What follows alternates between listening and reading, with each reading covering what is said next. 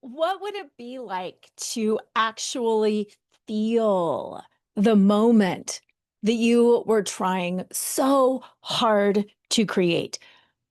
We plan dinners, we light the candles, we watch Hallmark movies. We have all of these expectations for what our holidays are going to look like, for what these big events are going to look like, for what our family, our relationship is going to feel like.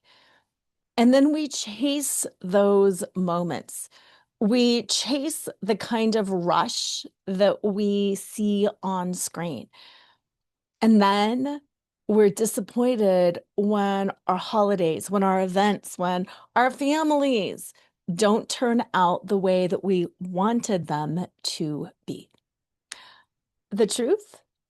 The truth is, the more we try, the more we perform, the more we strive for that perfect experience, the further we drift from feeling it, the further we drift from having it, the further we drift from achieving it. Today, kind of on the eve of the holiday season, I know we've just had Halloween, but we've got Thanksgiving, Christmas, Kwanzaa, New Year's, just like all these other things coming up. I really want to talk about the pattern of performance, perfection, control, and emotional overfunctioning. And if you're anything like I used to be, you might be like, I don't really know what you're talking about. I just want to do things nice for my family. I just want to have a great Christmas for once. You know what I mean? For once, I just want to have that kind of New Year's Eve that everybody else has. And you might not see the same way I didn't see how my performing, how my perfectionism, how my deep, heartfelt desire for all of those incredible, amazing things was the actual one thing that was blocking me from getting them. So, today we are going to talk about how to move from performance into a deep embodied presence and how that one shift can bring back the magic that we've been trying to manufacture, even when we are struggling, even when we are dealing with betrayal, even when things look different and other people might or might not know what we're going through. Because that presence is the real luxury. It's the one thing that we can't buy. It's the one thing that we can't schedule. And it's the one thing that we can't fake. We are moving into truly a season of performance. We are moving into a season where days are getting shorter, nights are getting longer. The weather tends to be a little bit worse, at least here in the Northern Hemisphere. And we want to go inside and we want to slow down. But the world is telling us just the opposite. The world is telling us speed up, go to more parties, eat food that's bad for you, but keep yourself in shape. So that means you've got to work out more. Buy all of this, all of these gifts for people, spend money, maybe money that you don't have, and that it's supposed to be the happiest time of the year. That you're supposed to have deep family memories and connections. We're all gathering around the turkey.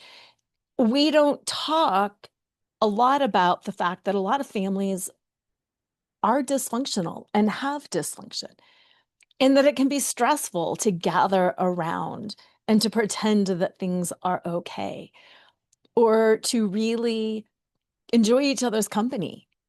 Sometimes you just can't enjoy each other's company because there's been trauma, there's been abuse, there's maybe alcoholism, you're struggling with some other things. And to sit down and try to put on this picture perfect holiday family event, oh my gosh, it's just too much. And even though that's a normal thing that has been conditioned into women, into our society around this holiday season, this whole cultural training that we're the ones who hold it all together. We're the ones who create magic for our family. We're the ones who blah, blah, blah, blah, blah, blah, blah. After betrayal, performance also becomes a sort of a protection. It becomes this sort of two-way protection, actually. First, in that if people around us know, we want to put on this perfect performance that the cheating clearly wasn't about me. You can see me. You can see that I'm perfect. You can see that I'm amazing. And this clearly is not about me. So look at me. How could he do this? Look at me. I'm perfect. Look at me. I've held it all together. So it becomes like this defensive projection of perfection that puts us in the right and makes our partner wrong, puts our partner in the wrong. And when we are leaning into that kind of a hierarchy, it's not going to make for good conversation, connection, family things. It's going to make for an experience where you feel less than, where you feel like a victim. And I will just go ahead and say it because I did it too. I put myself in the position of feeling like a victim. I set myself up as sometimes the long-suffering wife and mom who did it all and who was underappreciated and undervalued. And it doesn't feel good to be underappreciated and undervalued. And yet I never saw or realized that I was doing it to myself. I was taking that feeling of feeling undervalued and underappreciated, and I was amplifying it with my energy of continuing to overperform, to overfunction, to set higher and higher expectations. So I was amplifying my feelings of being overlooked. Another way that we perform perfection to protect ourselves is by not letting people in. When I am so harried and busy and I'm running around cooking this and buying this and making the table look just so and doing the perfect outfit and the perfect place settings and like all of those things, I don't have time to drop in and connect with you because I'm too busy. I'm the one who does it all. I have to do it all. And when I put myself on that pedestal, then I'm too busy to connect at a heart level with you, with anyone. So it keeps me out of the fray, so to speak, but it also keeps me out of the joy. I remember so many holidays, especially when my kids were younger, where I swear I killed myself for like a month and a half, with the decorations and the gifts and the coordinated wrapping paper and the parties and the outfits and always putting on that happy face and always leaning in and not saying no and, pretending to be wide awake when I wasn't and having an extra coffee in the afternoon to power through. And then, like during the Santa Claus years, staying up so late to get the gifts out and making the tree just perfect. And then being so exhausted the next day that I was kind of in a coma. I was in a bit of a coma because, yay, we're up early. Oh, I'm exhausted, but I did it. And then pretty soon everybody's coming over for dinner, and it's a lot. And I remember getting really frustrated sometimes that I couldn't just lay on the floor in my pajamas with my kids and play Thomas the Tank Engine with them, that I always had to keep going. And then it would build up resentment with Sean, my husband, that why aren't you doing all of these things? Why am I the only one doing this? And it really took a lot. It took the betrayal for me to really see how, when we were each leaning into that performance, how it was driving us away from each other and away from our kids. There's that Bad Moms Christmas movie that I dearly love. If you haven't seen it, go check it out. But it's basically that. It's where two moms, not two moms, four moms, I think it is, all agree that enough is enough. They're not going to do this anymore. They are going to have some fun. That they are tired of creating all the magic and making all the perfection and going to the ballet that they don't really want to see and doing all the big things that they don't really care about.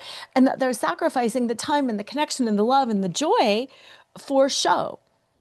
And how to let all of that go and really find that love and that joy. Watch the movie. It'll bring up a lot. Most people that I talk to, they're like, I don't know why, but I really wanted to cry. I really got teary through that. And it's true because the holidays hold so much pressure, so much promise. And it is supposed to be this magical time. And we want it to be this magical time. And we kill ourselves trying to make it a magical time. And what we sacrifice in the process is love, joy, peace, and connection. We sacrifice all of the things that we are trying to create. So I want you to think about this, both with regards to your current or former intimate partner, but also in regards to your family of origin, especially if it's a little bit dysfunctional. Performance is how we manage love when we no longer trust it. Performance is how we manage love when we no longer trust it. So think about your family of origin. Think about your current or past family or relationships. Think about how the more insecure we feel, that the love will be there, the connection will be there, the support will be there, the safety will be there, how the more we amp up to cover for the fact that we don't really trust that love. Performing disconnects us from ourselves. Performance is actually one of the responses, a nervous system response. There is fight, flight.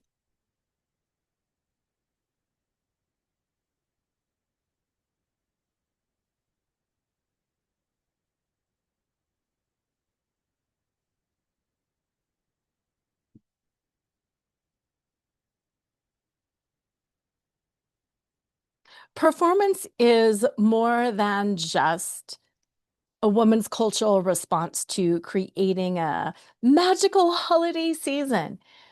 It is one of the psychological defense mechanisms that we use. I'm sure you've heard of fight, flight, or freeze, but the fourth of those F's is either fawn or fix. And fawning and fixing is really just performance. Sometimes people say, I don't exactly understand what that is. Well, it's performance. It's making sure everyone is taken care of. It's making sure you're taken care of. It's making sure just we're all good. Everything is fine. There's no problem here. And that is a nervous system response. And it keeps us in that state of nervous system dysregulation. It keeps us in that state of being disconnected, being hypervigilant. And again, we do it because we think we're protecting ourselves, when in reality, we are disconnecting ourselves. When we are in a state of performance or fix or fun, it blocks our creativity. It blocks our joy. It blocks our ability to connect intimately, both with our partners and our kids, as well as our friends and our family and everybody, because we are wearing a mask. We're performing. When you perform, you wear a mask. When you perform, you wear a costume. When you perform, you read the lines, you follow the script, you do what you're supposed to do. You're not being, you're not in that deep presence, you're not embodied, you're not in your belly. When you are in performance mode, you have built up a wall between yourself and your soul. Now, we have talked a lot over the last few weeks about the FLAUNT framework, and I'm not going to break that down in this episode. You can listen to it in some of the other episodes that I've recently done, but FLAUNT is the way back from being too covered up, from being too performative. Flaunt helps you, just as the title says, drop your cover and reveal yourself. It's to drop that armor, to drop the cover, to take off the masks, to take off the pretense and the performance, and to really just drop into being who you are. And it can be messy. Sometimes you can have the most intimate, beautiful, amazing connection when you're messy, when you're authentically messy.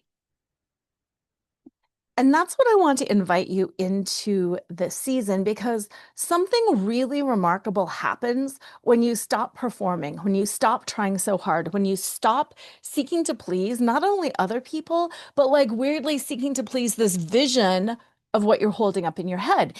In my book, in the FLAUNT framework, I talk a lot about the scripts. What are the scripts that you have in your head about the way Thanksgiving should look? Like this perfect Norman Rockwell Thanksgiving? What are the scripts in your head around what this perfect Christmas magical season should look like? What is the script in your head about New Year's Eve? Flaunt is all about recognizing that those are scripts and that we are playing roles in service of trying to create that script in our own life, when chances are high that that's not really what we want or who we are or what is going to work. So what, you may be asking, is the alternative? Like, okay, Laura, you've railed on about performance and how it's culturally conditioned and how we do it to protect ourselves. But what is that shift? What do you mean from performance to from performance to presence? Because really, I'm not going to drop the ball on everything. I'm not going to not decorate this year. Although there's been a couple years since my infidelity journey that I have not decorated. And you know what? That's totally liberating. So if you don't want to decorate, honestly, just don't. If you don't want to host a big dinner, just don't. Just don't. You don't have to. But if you're like, no, I still want to do some of these things because it's meaningful to me. It's meaningful to me to still have the dinner, to still have the people over, but I want to actually feel it. I want to really feel the love. I really want to have my heart expand. And I want to feel open and connected. And I want that Hallmark movie experience for once in my own life.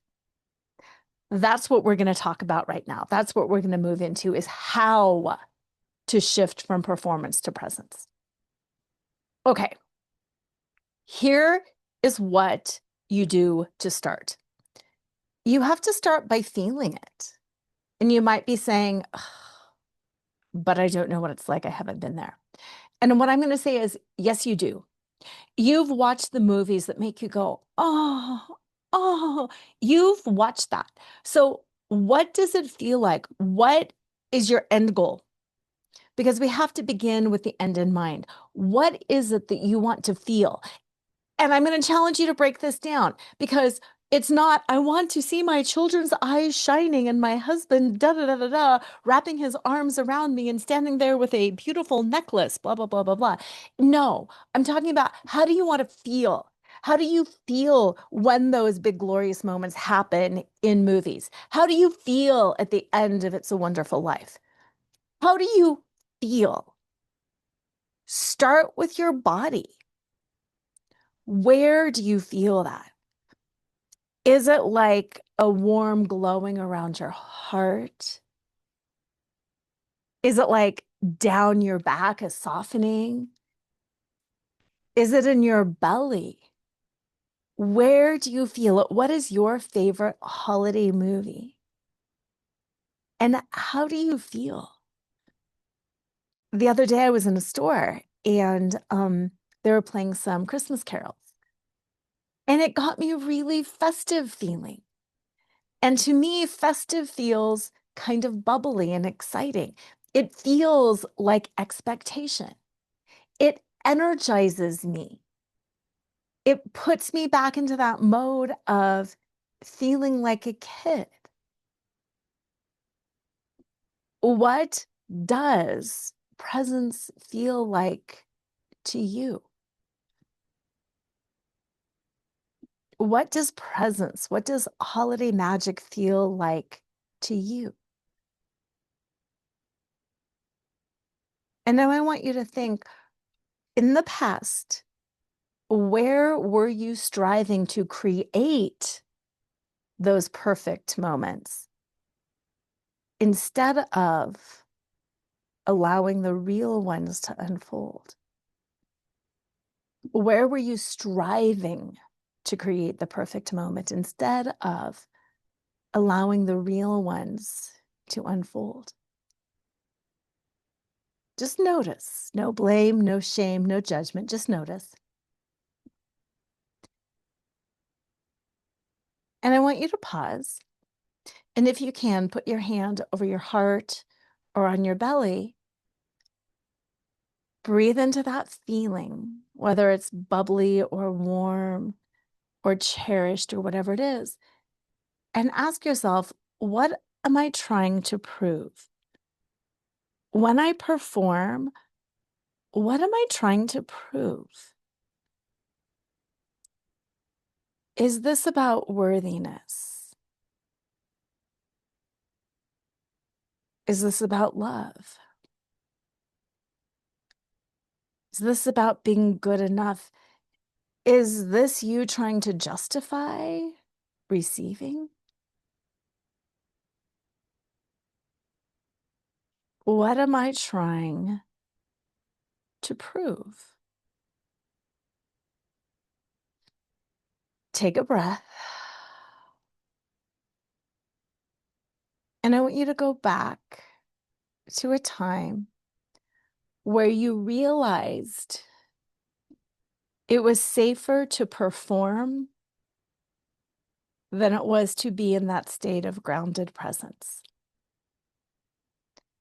When I was a little girl, I was an only child. I'm still an only child. Not only child, but an only grandchild on both sides and an only great-grandchild on both sides. And oftentimes people will say, wow, I bet you were so spoiled. I bet that was amazing. And in a lot of ways, yes, I was so spoiled. And yes, it was so amazing. And also in a lot of ways, it gave me a lot of pressure because it was just me. And during the holidays, everybody would come over or we would go there, and I was it. You know what I mean? Like, I was it. And I felt like I had to give the perfect response to the gifts. And I had to play the role. And I had to give everybody what they were looking for. You know what I mean? It's not like the attention was spread out between all these other people and I could just quietly slip into my own little space or feel a moment of disappointment that I didn't get this when I had really wanted that. I was on display. I was front and center for everybody. And I loved them and they loved me and I didn't want to disappoint them. So I would perform some things and I would feel anxiety over not loving something. And people would say, you know, oh my gosh, your face just shows everything. So I would be really aware of my face because it's like, okay, I'm opening a present and I need to get my face right because if I open it and it's not what I want or I don't like it or it disappoints me, I don't want my face to show it because then I'm going to disappoint these people that I love. So over the years, I moved into more and more performing because it was safer, because I didn't want to disappoint people. I continued that patterning in school. I didn't want to disappoint my teachers. I didn't like getting in trouble. It's not fun to get in trouble. So I would rather bend over backwards, kill myself to meet their expectations and please them so I could get a positive response versus speak my truth, take care of myself, and risk disappointing them. And I know there's that balance there because in school, at work, places like that, we do have expectations and we have to meet those expectations to a certain extent. And yet still, where do we advocate for ourselves? Where can we allow ourselves in? Like there is only so much you can do sometimes. Again, whether it's at school or work. And if something is really coming up, how can you be okay disappointing somebody else? How can you show up not on your A game because you're being authentic? And through that authenticity, you can sometimes make bigger progress than through that constant state of performance. And I wanted to bring that up because it is a little bit different in the workplace at school than in a relationship. And it's also a little bit different in relationships too. Like if it's your child's birthday or your parents, whatever. No, you can't hijack their huge event by going into your own emotional crisis. There are times we need to put on a happy face and we need to get through it. I remember my son had his birthday shortly after D-Day, and we had to go to dinner. Like, we had to go to dinner. My youngest graduated, my oldest had his birthday. We had to have some family meals and some family events. And it wouldn't have been fair for me to make it about me. I still had to put on the happy face and I still had to perform to make it about them. But it wasn't about me moving into a space of chronic and constant performance. Other people could see my tears, my confusion, my dismay, my total shattering at different times. But I could also pull it together to get through the big events. But then I spent the rest of the time grounded and in my own body and connected to my own emotions. So, as we're talking about this move from performance to presence, I want you to flow it and to embody it in your way. No, I'm not saying throw a fit at Christmas or at Thanksgiving and stand up on the table and do all of this horrible stuff. Yes, there are times you might need to fake it to get through something. But what I'm saying is, how can you give yourself the space and the permission to not fake everything all the time? To get out of that habit of performing and to be okay disappointing other people. To be okay disappointing other people, to let people manage their own emotions and to sit with their own discomfort in service of you being more fully connected to who you are. Betrayal, the whole infidelity journey, really helped me see how I spent more of my life performing than I deserve to. Presence is our soul's way of being felt. Presence is that deep grounded enoughness and joy, and it's the richness of being fully alive. And it wasn't until I went through this betrayal journey that I was really able to look back and say, you know what? There were experiences that I had that I didn't fully feel because I was so worried about managing and getting to the next thing and controlling and over functioning. And it helped me see that I deserve to feel. I deserve to get the joy that I'm creating for others. I deserve to feel the joy that I'm creating for others. And that when I step back, it gives that joy an opportunity to unfold and grow and flourish and manifest.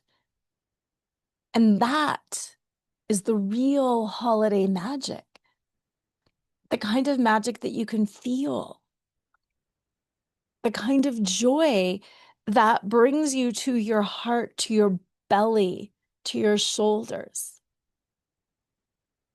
the kind of joy that you can relax into and feel fully. Some people call it surrender. I have mixed feelings about the word surrender because I still have some control issues. But I want you to compare and contrast that curated perfection, like that curated perfect holiday that we all craft, the holiday look, the table, all that stuff, with true lived intimacy. And whether it's surrender or letting go or dropping in, I want you to see if you can imagine, visualize, or pretend that you can see a path, a literal path between those two, between the curated perfection and that lived intimacy. And that you can see yourself kind of moving back and forth between those two extremes, if you will. That yes, there's times you move into the perfection, but then you run back towards the intimacy, and that it's this flow, it's this give and take. And that everything ultimately is done in service of that lived intimacy. And I've mentioned this paradox before, but it's true. The moment you stop chasing, the warmth and joy will find you.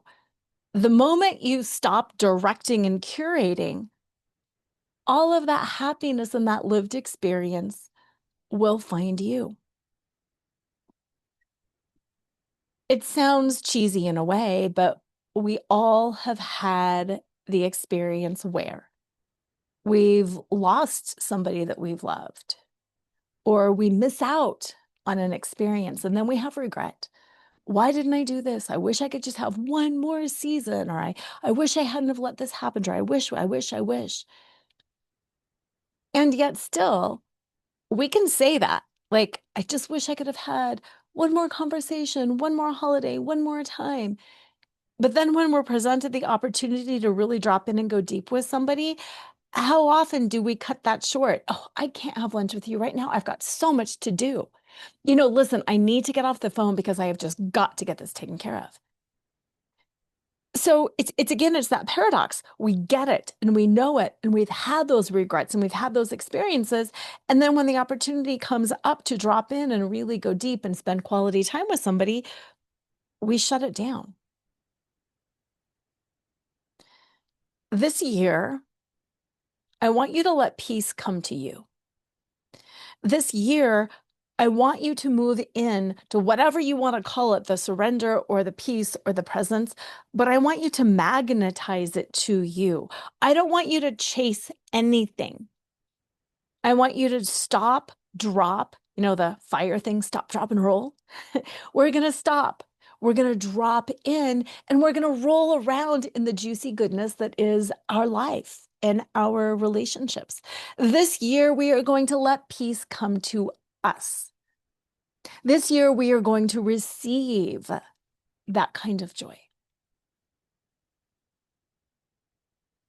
Going back to what I was saying earlier about thinking about your favorite movie,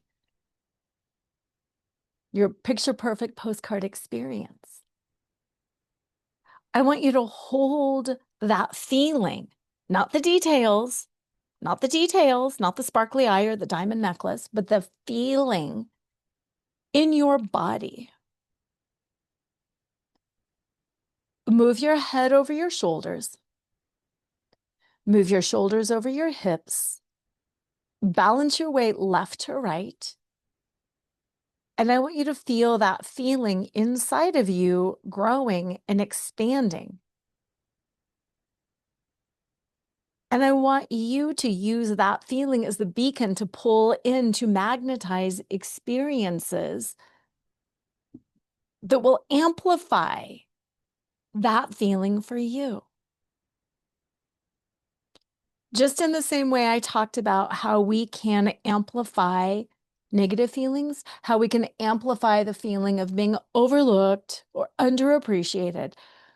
I want you to amplify consciously the feeling of joy, the feeling of connection, the feeling of holiday magic, whatever that means for you, that feeling of, yay, the angel got his wings at the end of It's a Wonderful Life. Magnify that feeling. And of course, start small. Is it just a smile from somebody at the store that dropped you in to that feeling of happiness? The way that hearing those Christmas songs at the store that I was at last weekend magnified my feelings of being festive. Maybe you're going to a holiday luncheon or you're doing some volunteer work. I know so many people are struggling to have adequate food this year. Maybe you are in an experience like that. Lean in and magnify how good it feels. Don't just drop toys in the Toys for Tot donations or make a contribution to a local food bank. Feel it and magnetize how good that feels and amplify it so more experiences will come in to you.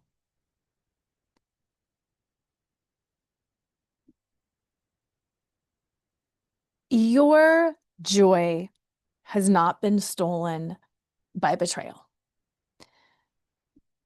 Betrayal simply uncovers the truth of all of those behaviors that we had in the past that were stealing our joy. Betrayal doesn't steal your joy. Infidelity doesn't steal your joy or ruin your life. Betrayal uncovers the truth about all of the ways that we have stolen our own joy, that we have chased the meaningless and then lamented the fact that we couldn't find real connection and intimacy and meaning. I have got a free book club and workshop that's coming up on December 1st. And the whole point, the whole reason that I'm doing this is because I want to show you how to move from that performance into that true grounded presence. I want to show you how because I had a hard time figuring it out. I had a hard time breaking out of the patriarchy, breaking out of all of my limiting beliefs, breaking out of those shoulds, stripping out of those ideas and scripts. I had a hard time not managing everybody else's emotional experience. And it's not hard once you know how to do it. So that's why I am doing this free book club around my book, Flaunt, Drop Your Cover and Reveal Your Smart, Sexy, and Spiritual Self, because that book has the practices that helps you regain that presence. But then we're also doing the workshop part of it so you can practice it. So you'll have time to decompress from American Thanksgiving because it's December 1st and prep before Christmas, New Year's, all of the other holidays that are coming up. I want you to have the experience of doing it in workshop format in a safe space with me so that when the events come up in your life, you understand. You're able to ascertain, hey, where am I performing? Where am I projecting? What am I seeking to protect? And how can I amplify the positive, amplify the joy, and stop amplifying the negative stories, but amplify the positive so I can attract more of that in and I can actually have the experiences that I am working so hard to create. And if you are like I used to be too, where we're like, oh, I'm still not quite sure if I'm performing. I just want a happy experience for my family. I just want this. Holidays are meaningful. It'll help with that too. Because again, the harder we perform, the more we lose touch with life. Presence, grounded, deep presence is what creates the magic that we have been chasing. And your joy, your sparkle, it never left. It wasn't ruined by betrayal. It's waiting for you inside. It's waiting for you to be uncovered finally once you strip out of and release all of those layers of expectation and performance and overfunctioning and control. So before we move on, I'm going to give you some of the information about the book club and workshop. Go to theflauntbook.com, sign up, you'll get the link. No pressure. There's nothing that you have to do or be. It's not a workshop where you have to do anything. It's one where you get to experience and drop in and be. So before I talk more about that, I want to just give you a few tools to find that grounded presence. I gave you a simple one earlier when I said head over your shoulders, shoulders over your hips, balance your weight left and right. That's a simple, grounded tool to move back into that state of presence. Another one that I started the show with was think about that movie that just warms your heart. Think about that song that just makes you go, oh, or that scene or whatever.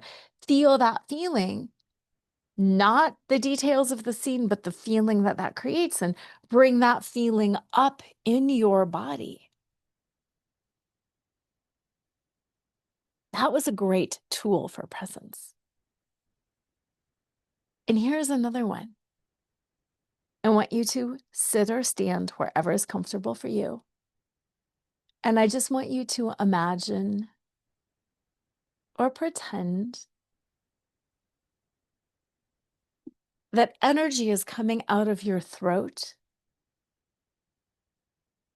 your forehead, the top of your head,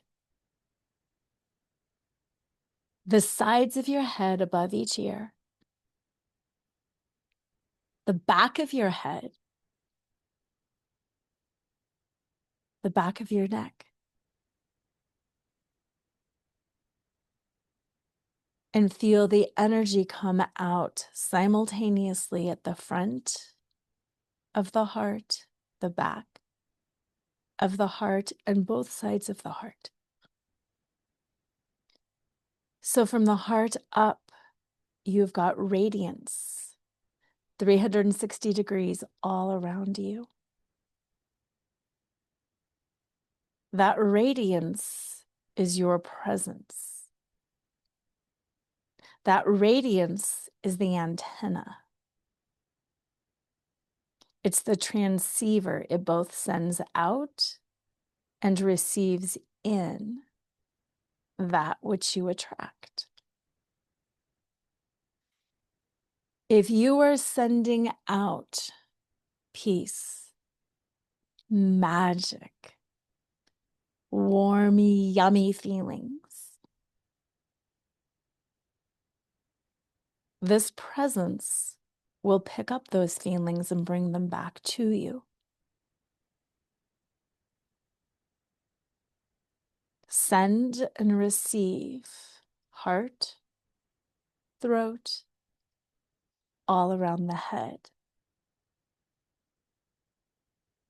Take a breath. And then move into the rest of your day. Maybe today, maybe right now, as you're listening to the show, isn't the day that you want to transceive holiday magic and joy. Maybe today is the day that you really need kindness, that you really need loving kindness and support. Transceive that. Find those connection points around the head, top of the head, all around the throat and the heart. Send out what you wish to receive: kindness, grace, compassion. Because what you put out is what comes back to you. Presence is magnetic. Performance is artificial. And I want you to think about the times when it's hard to be in that state of grounded presence. When something hurts, emotionally, physically, however, and how our attention goes to the thing that's the loudest. The pain in our broken ankle, the pain in our heart, the shattering of our soul.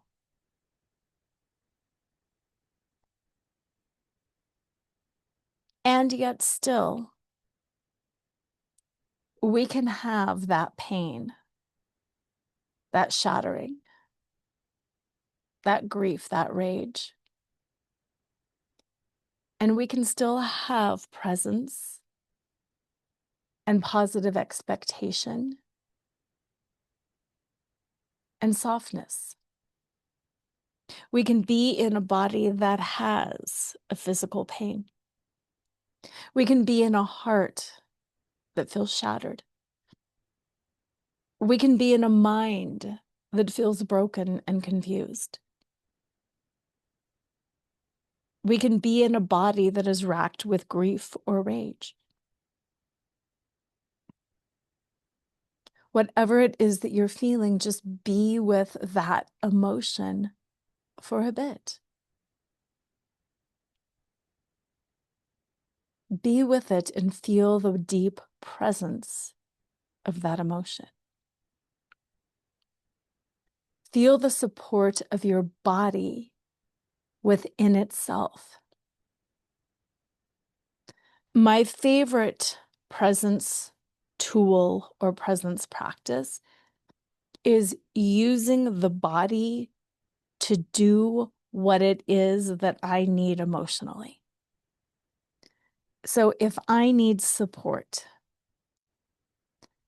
how can I use my body in a way that is supportive? I can stand with good posture. I can align my spine. I can pull my ears back over my shoulder and pull the crown of my head to the sky. I can give my body good support. Maybe I can put on more supportive shoes or use a compression style lifting belt or a knee brace. What are the things that I can do to support my body in order to support my level of presence? Presence isn't artificial. And sometimes we get confused about that because there's talks about like, you know, the Wonder Woman pose and faking it until you make it. And all of those things can be helpful in the right situation. But presence is being who you are. It's not faking who you're not. Presence is truly being who you are and being okay being who you are. So if you need love, how can you use your body to create love? If you need nurturing and nourishing, what can you feed yourself? What is the comfort food, the healthy steps that you can take to truly nourish and nurture yourself? You know, we call it comfort food for a reason because it's comforting. And there is nothing wrong with comfort food. It's just that how can we balance it with nourishing food as well? For some reason, one of my comfort foods, and I have no idea why, is frozen pizza. Like the cheaper the frozen pizza, the better. The more comforting it feels for me. I can take care of myself when I need comforting by getting my super cheap frozen pizza and eating the whole darn thing. And I can also give myself my healthy vitamins, my water, and maybe begin my frozen pizza eating escapade with a healthy salad. But it's that awareness of that presence, and it's making my body do what it needs. And using my body as the instrument, I was saying earlier that it's the antenna, that it's the transceiver, that we transmit and we receive. A transceiver both emits and receives. And what we emit is what we receive. So if I am emitting, I am taking care of myself. I am giving myself comfort and I'm balancing in nutrition. I'm emitting that. I'm emitting that I'm worthy of my frozen pizza. And I'm also worthy of having a nutritious salad to balance that. So what am I going to be receiving? Same.